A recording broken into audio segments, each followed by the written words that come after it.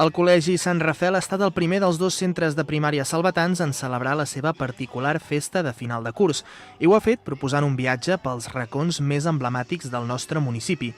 Després de recórrer el món de punta a punta en anteriors festivals, en aquesta ocasió era moment de tornar a casa i redescobrir el nostre ric patrimoni. Per tal de fer-ho, s'ha comptat amb la inestimable ajuda d'un grup d'alumnes que han exercit de guies turístics a uns visitants disposats a conèixer els trets culturals i arquitectònics més característics de la selva.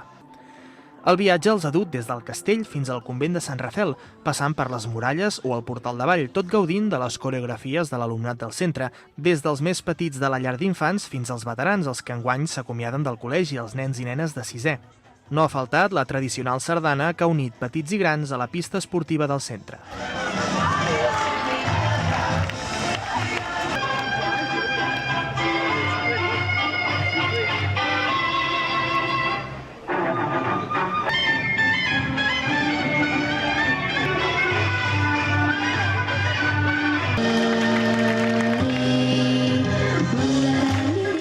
Si bé suposa tot un repte poder reinventar-se cada any per trobar l'eix conductor que vertebri l'espectacle, la Comissió de Festes del Sant Rafel, encarregada de donar vida al festival de final de curs, sempre se n'acaba sortint.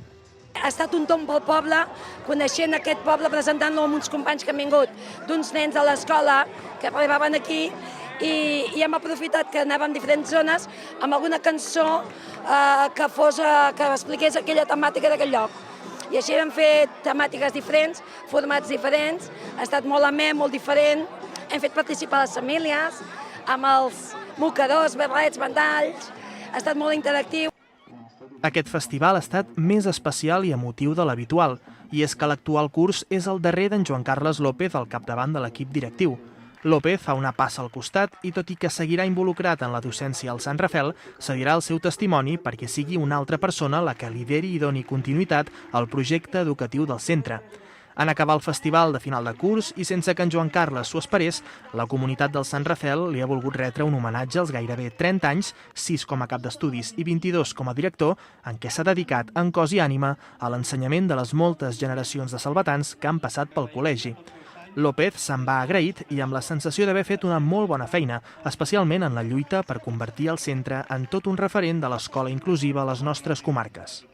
Han sigut uns anys apassionants, no han estat gent avorrits, vull dir, han sigut sempre picant pedra, anar treballant, no puc dir que han sigut uns anys monòtons.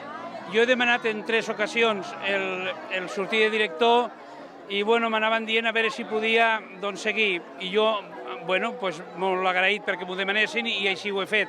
Però ara ja, tinc 60 anys, faré 61 al juliol i ja penso que he de començar una altra etapa i també s'ha d'obrir una altra persona que entri a l'equip directiu, renovar l'equip directiu i anar caminant un altre cop i anar seguint endavant.